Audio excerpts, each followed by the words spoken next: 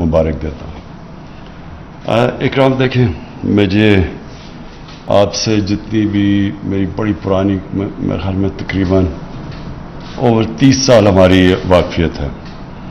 तो जो आपने शुरू में बात की कि जो चीज़ मैं नहीं भूलता कि जब मैंने पॉलिटिक्स शुरू की तो वो ऐसी था जब मैंने स्विमिंग शुरू की। मैं 4 साल का था, मेरे कज़न पहली दफ़ा मुझे लेके गए, पहली दफ़ा मैंने स्विमिंग पूल देखा। एचएसएन कॉलेज का स्विमिंग पूल था, ज़मान पार्क से वो सारे गर्मियों में वहाँ स्विमिंग करते थे। तो मैंने वो देखा कि सारे स्विमिंग कर रहे हैं, बाहर उन्होंने मुझे खड़ा कर दिया। तो मैंने सारों को देखा कि ऊपर हैं, तो मैंने समझा पानी बड़ा गहरा नहीं होगा क्योंकि सारे ऊपर हैं उसके। तो मैंने कपड़े मार के छलांग मार दी उसके, तो सीधा नीचे चला गया। फिर मेरे कज़न्स ने मुझे वो स्विमिंग सिखाई और फिर खुद सीख ली मैंने।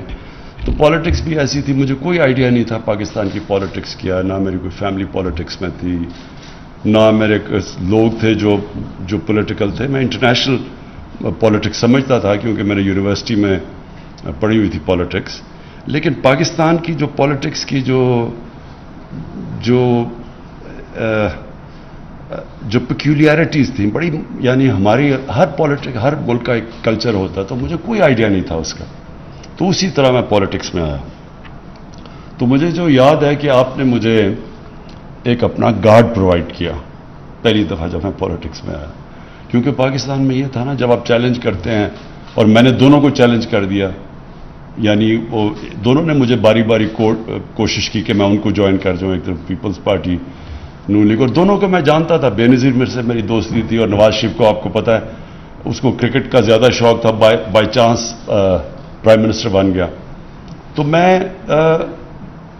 क्योंकि पर्सनली उनको जानता था, तो दोनों ने बार बार मुझे ऑफर्स की, तो मैं तो आया ही उनकी करप्शन के अगेंस्ट था। तो इसलिए फिर मैंने दोनों को एक वक्त पे चैलेंज किया, और फिर वो हुआ जो मैंने पहले छलांग मारी थी, पानी में सीधा नीचे चला गया। तो तब आपने मुझे SMS का आपका गार्ड प्रोवाइड किया, मुझे याद है। और हमेशा आपको फिक्र रही कि इसको, ये सारे माफियाज के सामने एक ही वक्त पे खड़ा हो गया, तो इसको ज़रूरत है गार्ड की। तो वो तो एक साइड थी। दूसरी जो आपकी राइटिंग्स हैं, देखिए आपकी राइटिंग्स में 2 चीज़ें जो मुझे बहुत पसंद हैं।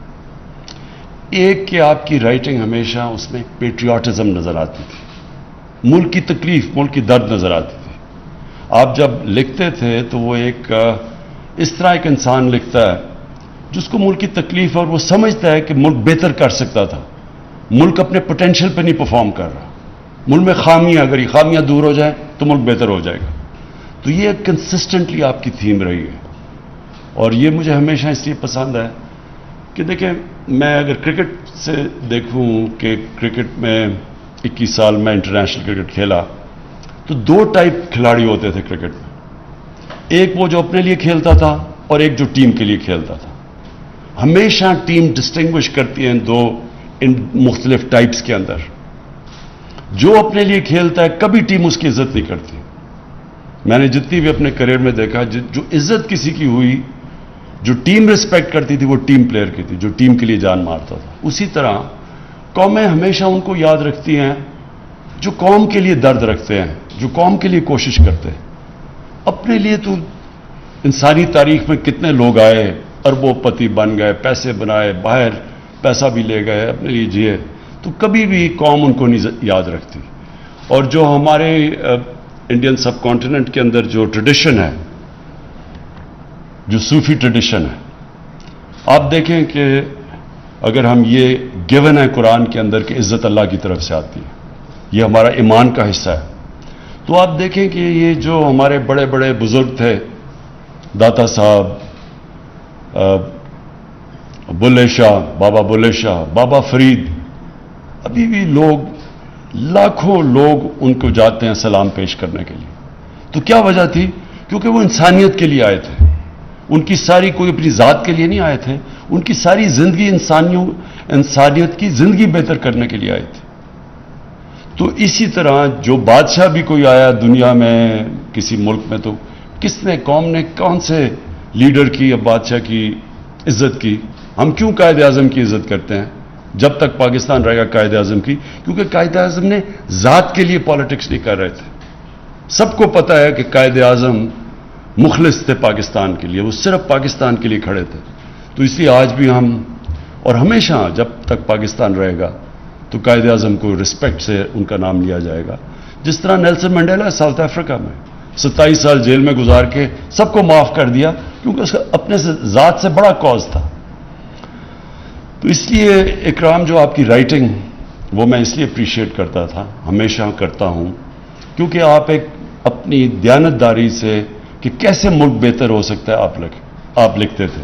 لوگ آپ سے ایگری کریں یا نہ کریں وہ مختلف چیز ہے، لیکن پیٹریوٹزم ایک بیچ میں ملک سے جو پیار تھا وہ سامنے آتا ہے. دوسری چیز کہ یہ بھی میرا کرکٹ سے ایک میں نے اپنے کرکٹ ایکسپیرئنس میں چیز دیکھی کہ 2 ٹائپ کھلاڑی ہوتے تھے. ایک کھلاڑی جب گراؤنڈ پہ قدم رکھتا تھا تو اس کی ساری ذہن میں سوچ یہ ہوتی تھی کہ میں اگر ہار گیا تو کیا ہوگا، کہ اگر میں میچ جیتا نہ تو کیا ہوگا، کتنی مجھے ذلت ملے گی، مجھے مذاق اڑے گا، میرا یہ ہوگا. تو ان کی ساری جو مائنڈ سیٹ ہوتا تھا وہ ہار کے خوف سے سارے فیصلے کرتا تھا. اور دوسرا جو کہ چیمپئن بنتا تھا کھلاڑی، وہ ہمیشہ یہ سوچتا تھا کہ میں اگر جیت گیا تو کیا ہوگا. یہ 2 ڈفرنٹ مائنڈ سیٹس ہیں. ایک ہے رومانٹک، ایک ہے جو آئیڈیلزم، رومانٹسزم. دنیا میں کسی نے بھی بڑے کام کیے ہیں تو وہ ہمیشہ آئیڈیلسٹک ہوتا ہے. وہ بڑی بڑی خواب دیکھتا ہے، وہ پکچر کرتا ہے جیت کیا ہوگی اور پھر وہ باقیوں سے بڑا سوچتا ہے. اور دوسرا ہوتا ہے پیسمسٹ، جو کہ ہمیشہ جس کو کہتے ہیں ریئلسٹ، ریشنلسٹ. وہ ہمیشہ اپنا سوچتا رہتا ہے کہ A=B، یعنی کہ میں اگر یہ ہو گیا تو کیا ہوگا، یعنی جو عقل کا غلام ہوتا ہے. میں مثال ہمیشہ دیتا ہوں ایڈمنڈ ہلری کی، کہ جب اس نے فیصلہ کیا ماؤنٹ ایوریسٹ پہ چڑھنے کا تو اس سے پہلے جتنے بھی لوگوں نے کوشش کی تھی یا وہ مر گئے تھے اور یا وہ فیل ہو گئے تھے. تو ریشنلزم تو کہتی تھی کہ یا آپ مر جاؤ گے یا فیل ہو جاؤ گے، کیونکہ وہ ڈیٹا تو یہی کہتا تھا. تو یہ ایک رومانٹسزم ہوتی ہے، ایک آئیڈیلزم ہوتی ہے کہ نہیں جدھر باقی فیل ہو گئے میں کامیاب ہوں گا.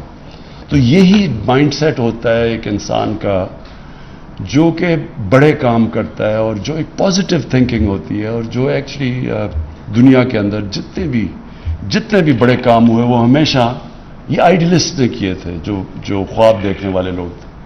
تو آپ کی بھی اکرام جو آپ کی کتاب کے اندر جو بیسک تھیم ہے کہ یہ ہمارے مسئلے ہیں، اگر ہم یہ ٹھیک کر دیں، تو بھی آپ نے بات کی کہ ملک میں کتنا پوٹینشل ہے، ہم کدھر جا سکتے ہیں. تو جس کی وجہ سے میں پالیٹکس میں آیا تھا، کیونکہ کبھی باقی تو کوئی پالیٹکس میں آیا ان کو تو کوئی جانتا ہی نہیں تھا. اس سے پہلے کس کو کوئی جانتا تھا؟ میں تو سب سے بڑا اس وقت نام بن چکا تھا پاکستان میں. مجھے ضرورت نہیں تھی پالیٹکس کی، کہ کسی چیز کی کمی نہیں اللہ نے دی تھی، سب کچھ دے چکا تھا اللہ پالیٹکس پہ آنے سے پہلے. تو لیکن یہ سوچ تھی کہ ہمارا ملک، ہم جب دنیا کو دیکھتے تھے اور اپنے ملک کو دیکھتے تھے تو ہم فیل کرتے تھے کہ ہم نے اپنے سے ظلم کیا. ہم نے اس ملک سے جو اللہ نے یہ نعمت، پاکستان کا نام جو اللہ کی نعمت ہے، اس سے ہمیں انصاف نہیں کیا. تو پھر 2 چیزیں ہو جاتی تھی، کیا چپ کر کے ہر روز شام کو اپنے آپ کو ڈپریس کر کے سو جاؤ، ڈنر ٹیبل پہ جاؤ اور کہو یہ برا ہے وہ برا سو، یا پھر آپ جدوجہد کریں، فائٹ کریں اپنے ملک کے لیے. اور میں یہ سمجھتا ہوں آپ کی طرح کہ اگر ہم اس ملک کے لیے فائٹ کریں، اور جب سے میں یہ تقریباً 3 سال ہو جائیں گے اب، اس اللہ نے اس میں بہت پوٹینشل دی ہے. کسی فیلڈ میں بھی پاکستان ہم نے انڈر پرفارم کیا، ہر فیلڈ میں کیا. جو آپ نے بات کی ہے منرل ویلتھ، مجھے تو خود ہی اندازہ نہیں تھا کہ ہمارے پاس کاپر گولڈ ریزروز ہیں. مجھے تو یہ نہیں اندازہ تھا کہ ہمارا ایگریکلچر میں کتنا پوٹینشل ہے. ابھی میں نے کورینز سے مل کے آیا ہوں جو پاکستان میں اب ہمیں مدد کر رہے ہیں ٹیکنالوجی ٹرانسفر پہ. تو ایک ایریا کے اندر پاکستان میں کتنا پوٹینشل ہے. 12 موسم ہے پاکستان میں، تو ہر چیز اگ سکتی ہے یہاں. ہم نے کبھی وہ موہنجو دارو کے بعد کبھی سوچا ہی نہیں کہ اس میں اس ملک کے اندر اور بھی کوئی گندم کے علاوہ کچھ اگ سکتا ہے؟ کسی نے کبھی کام ہی نہیں کیا. گائے ہماری پتہ نہیں جو آپ کہہ رہے ہیں کہ کتنی دنیا میں گائیں ہماری ییلڈ سے 6 گنا زیادہ دودھ دیتی ہیں یہاں ارد گرد چائنا کی اور ادھر ادھر گائیں. تو آپ سوچیں ہم دگنا ہی اپنا دودھ کی پروڈکشن کر دیں تو ہم آج سوکھا دودھ امپورٹ کرتے ہیں. ساری ایسی سٹوریز ہیں کیونکہ جو لیڈرشپ تھی اس نے کبھی یہ سوچا ہی نہیں کہ اس ملک میں اس میں جب چھٹیاں آپ کی باہر ہیں, شاپنگ آپ کی باہر ہے, ہاسپٹل آپ کا باہر, آپ کو کیا پتا کہ ملک کے اندر کیا ہے. ٹورزم کا پوٹینشیل میں ساری دنیا میں دیکھا ہوا ہے, سوئٹزرلینڈ, ساری آسٹریا, ہر جگہ گیا ہوں. جو ٹورزم کا یہاں پوٹینشیل ہے آپ یقین کریں دنیا میں شاید ہی کوئی ملک ہو جس اتنی ڈائیورسٹی ہو. کسی نے کبھی سوچا ہی نہیں ہے. ریلیجس ٹورزم وہ ایک علیحدہ پورا شعبہ ہے جس میں ہسٹوریکل ٹورزم علیحدہ ہے, پرانے شہر علیحدہ ہے, لیکن جو ماؤنٹین ٹورزم ہے وہ تو یونیک ہے دنیا میں. سوئٹزرلینڈ کی یہ معاہدہ آپ کی انفارمیشن کے لیے آدھا ہے سوئٹزرلینڈ پاکستان کے ناردرن ایریاز کا. ناردرن ایریاز ہمارے ڈبل ہیں سوئٹزرلینڈ کے, سائز میں بھی ہائٹ میں بھی. سوئٹزرلینڈ صرف ٹورزم سے تقریباً $80 ارب کماتا ہے ہر سال, $80 بلین. تو یہاں سوچیں کہ اتنا بڑا ملک ہے ہماری پتہ نہیں کوئی ملینز میں بھی ٹورزم نہیں ہے. کیوں؟ کیونکہ کسی نے سوچا ہی نہیں. اگر میری چھٹیاں ہی لنڈن میں اور شاپنگ ہیرڈز میں ہوگی مجھے کیا پتا کہ یہاں کیا ٹورزم ہے گرمیوں میں. سو میں جو آخری پوائنٹ آپ کا جو آپ نے بڑا ویلڈ پوائنٹ کیا, جو آپ نے کہا کہ ابھی مجھے جو ڈرائیور یا کسی نے بات کی انصاف کی. دیکھیں اصل سٹرگل پاکستان کی کیا ہے, ہمارا جو پوٹینشیل پورا نہیں ہوا اس کی اصل وجہ کیا ہے؟ اس کی اصل وجہ ہی انصاف ہے, نا انصافی. دیکھیں یہ جو سٹرگل ہے پاکستان میں, یہ سب سے, میں اس کو جب صبح اٹھتا ہوں تو میں یہ نہیں سوچتا کہ میں کوئی کام کرنے جا رہا ہوں, میں یہ سمجھتا ہوں میں جہاد لڑ رہا ہوں. جہاد ہے کیا؟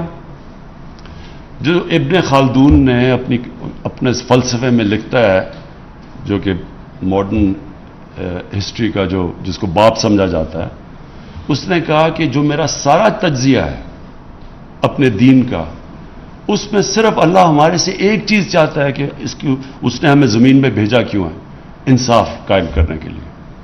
دیکھیں جو انصاف ہے نا, یہی ڈفرنس ہے ایک مہذب معاشرے میں اور ایک بنانا ریپبلک میں. صرف ڈفرنس انصاف ہے. اور انصاف کا مطلب وہ بڑا کلیئرلی 2 حدیث میں نبی صلی اللہ علیہ وسلم نے کلیئر کر دیا. بڑی قومیں تمہارے سے پہلے تباہ ہوئی جدھر طاقتور کے لیے قانون اور کمزور کے لیے دوسرا, یعنی جدھر ناانصافی. اور میری اگر بیٹی بھی جرم کرے گی تو اس کو سزا ملے گی. تو کوئی قانون سے اوپر نہیں ہے. ساری جنگ ہمارے 3 سال میں کیا چل رہی ہے کہ ایک پریولیج کلاس کہتی ہے کہ باقیوں کو آپ جیل میں ڈال دیں لیکن ہم جو مرضی کریں, ہم قانون کے نیچے نہیں ہیں, اور اگر آپ ہمیں ہاتھ لائیں گے ہم آپ کی گورنمنٹ گرا دیں گے. یہ بیسک ہے سارا. تو یہ ہے سٹرگل پاکستان کی. جب جو بھی معاشرہ یہ سٹرگل جیتتا ہے وہ اوپر چلا جاتا ہے. وسائل کی وجہ سے آپ کبھی بھی امیر ملک نہیں بنتے, نہیں تو سوئٹزرلینڈ تو غریب ترین ملک ہوتا, وہاں تو کوئی وسائل ہی نہیں ہے. لیکن امیر ملک بنتا تب ہے جس کے اندر رول آف لا ہوتا ہے, قانون کی حکمرانی ہوتی ہے, طاقت کی حکمرانی نہیں ہوتی. طاقت کی حکمرانی جنگل کا قانون ہے, مائٹ از رائٹ. انسانی معاشرہ بنتا ہی انسانی معاشرہ تب ہے جب اس کے اندر رول آف لا ہوتا ہے. یہ جو رول آف لا ہے اس کے لیے ایک معاشرے کے اندر اس میں مورل ویلیوز اور مورل سٹینڈرڈز اور مورل اتھارٹی چاہیے, نہیں تو آپ انصاف نہیں کر سکتے. ساؤتھ افریقہ کے اندر انہوں نے ان کے ایکس پریزیڈنٹ زوما کو انہوں نے کرپشن کے اوپر بڑی مشکلوں سے اس کے لیے کچھ اس کو بلانے کی کوشش کی, تو لوگ سڑکوں پہ لوگ سڑکوں پہ نکالے, شور مچ گیا. اب وہ سارا بیک ٹریک کر رہے ہیں کہ کسی طرح آپ ہم اسے بچا لیں, کیونکہ یہ قانون کے اوپر ہے. آپ کبھی بھی کسی اسکینڈینیوین ملک میں اس چیز کا نہیں سنیں گے. جب وہ آئس لینڈ یا جدھر بھی تھا, یا فن لینڈ یا آئس لینڈ, جب ان کے پرائم منسٹر کا نام آیا پیناما میں, سارے لوگ اس کے گھر کے پاس پہنچ کے اس کو ریزائن کرنا پڑا. یہ صرف اور صرف جن معاشروں کے اندر कानून नहीं होता, इंसाफ नहीं होता, उधर ये लोग एक प्रिविलेज क्लास आ जाती है। और ये जो आपने अगली बात की, ये जो जब एक प्रिविलेज क्लास आ जाती है आप उसको हाथ नहीं लगा सकते, तो वो मुल्क को तबाह कर देती है। कभी भी पटवारी, गरीब, थानेदार ये चोरी करेंगे, ये मुल्क को तबाह नहीं करते, क्योंकि ये इनके स्विस बैंक अकाउंट्स नहीं होते या इनके मेफेयर में बड़े फ्लैट्स नहीं होते। तबाह जो मुल्क में करता है, जो आपकी रूलिंग एलीट जब चोरी शुरू करती है, वो फिर मुल्क तबाह हो जाता है। और इसकी फैक्ट आई पैनल जो यूनाइटेड नेशंस के सेक्रेटरी जनरल ने जो अपने नीचे पैनल बनाई है और उसमें बताया कि ये अमीर गरीब मुल्कों में फासले बढ़ते जा रहे हैं, तो उन्होंने एक्चुअली साल की पूरी रिपोर्ट, क्या उन्होंने कहा कि गरीब मुल्कों से हर साल 1000 अरब डॉलर चोरी होकर अमीर मुल्कों में चला जाता है, मनी लॉन्ड्रिंग होकर, और ऑफशोर अकाउंट्स में चला जाता है। तो ये कोई गरीब लोग तो नहीं कर रहे होते, ये सारी रूलिंग एलीट मुल्क से पैसा चोरी करके बाहर लेके जाती। क्यों करना पड़ता है? अगर मैं अरबों रुपया चोरी करूंगा किसी डील में, तो मैं बिस्तर के नीचे नहीं पैसा छुपा सकता, लिहाजा मुझे बाहर भेजना पड़ता है। और तो मैं दुगना नुकसान करता हूं। पहले मैं चोरी में नुकसान करता हूं, फिर जब उसको डॉलर में कन्वर्ट करके बाहर भेजता हूं, उससे भी बड़ा नुकसान करता हूं, क्योंकि मुल्क में इफेक्ट होता है आपकी करेंसी। ये मनी लॉन्ड्रिंग से आपका डायरेक्ट इंपैक्ट पड़ता है करेंसी पे, और करेंसी पे इंपैक्ट पड़ता है जब आपकी वो करेंसी गिरती है, सारी चीजें महंगी हो जाती हैं, गुर्बत फैल जाती है। ये सारे गरीब मुल्कों का ये कहानी है। हर जगह लोग बैठे हुए, उनके हुक्मरान जिनके बड़े बड़े महल्लात हैं साउथ ऑफ फ्रांस में, बाहर ऑफशोर अकाउंट्स हैं, सारे गरीब मुल्कों का ये हाल है। इसलिए वो गरीब नहीं है कि वसाइल की कमी है, इसलिए गरीब है कि उनकी भी रूलिंग एलीट इस तरह जो हमारा उन्होंने जिसको इस मुल्क को प्लंडर किया है, वो यही कर रहे हैं सब। सो वो स्ट्रगल असल में ये है इनको कानून के नीचे लाने की। जब आप रूलिंग ये ताकतवर को लेके आते हैं कानून के नीचे, तो फिर वो जो हदीस है कि बड़ी कौमें तुम्हारे से पहले बर्बाद हुई, जब आप प्रिविलेज क्लास के लिए एक एनआरओ दे देते हैं उनको और गरीबों को जेलों में डालते हैं, तो वो फिर हजरत अली का कौल है कि कुफर का निज़ाम चल जाएगा, लेकिन ये जो जुल्म और नाइंसाफी का निज़ाम है, ये कभी भी नहीं चला, ये चल ही नहीं सकता कभी। और इसलिए मुल्क के अंदर ये हम पूरी कोशिश कर रहे हैं लोगों को इस चीज़ की अवेयरनेस देनी। इसके अंदर अनफॉर्चुनेटली हुआ क्या है, जो हमारी ख़ास तौर पे पिछले 35 साल के अंदर ये जो ऊपर जो करप्ट माफिया है, ये जो दो बड़े ख़ानदान आए हैं जिन्होंने बेदर्दी से मुल्क को लूटा है, इन्होंने जो सबसे बड़ा डैमेज किया है, पैसे से बड़ा डैमेज किया है, इन्होंने करप्शन को एक्सेप्टेबल कर दिया माशरे में। लोग करप्शन को बुरा नहीं समझते। आप किसी भी, मैं इंग्लैंड के अंदर जितनी भी टाइम गुजारा हूं, किसी पॉलिटिशियन, बिजनेसमैन, खास तौर पे पॉलिटिशियन, उसके ऊपर अगर करप्शन का एलिगेशन लग जाता है कि पब्लिक का पैसा चोरी करे, किसी ना वो कोई उसको पार्टी पे बुलाता है, ना उसको कोई खाने पे बुलाता है, ना उनसे कोई मिलना चाहता है, उनकी टोटल माशरे के अंदर उनको ऑस्ट्रेसाइज कर दिया जाता है। अगर अब बदकिस्मती से अगर वो टीवी पे चले जाएं, तो उनसे वो हाल होता है जो इसहाक डार का हुआ था हार्ट टॉक के अंदर। कोई बख्शता नहीं है उनको, पब्लिक की पैसे की चोरी की कोई माफी नहीं है वहां, तो माशरा लड़ता है उससे। हमारा इन्होंने जुल्म यह किया है कि 35 सालों में आहिस्ता आहिस्ता लोग एक्सेप्ट कर बैठे हैं कि हाँ जी खाता है तो लगाता भी है। इस तरह की फुलिश चीजें कर देते हैं कि अच्छा जी एक जरदारी सब पे भारी, वो पैसे चोरी किए हुए मुल्क के, तो एक्सेप्ट कर। जब ये एक्चुअली सबसे बड़ी कैंसर है कि जब माशरे के अंदर आप जुर्म को एक्सेप्ट कर जाएं, आप इसको बुरा ना समझें। मौलाना रूमी की सही है कि एक उनसे पूछा कौम कैसे मरती है, मौलाना रूमी ने कहा जब वो अच्छे और बुरे की तमीज़ ख़त्म करती है कौम मर जाती है। तो मॉरल कोलैप्स पहले आता है, फिर फाइनेंशियल और इकोनॉमिक कोलैप्स आता है।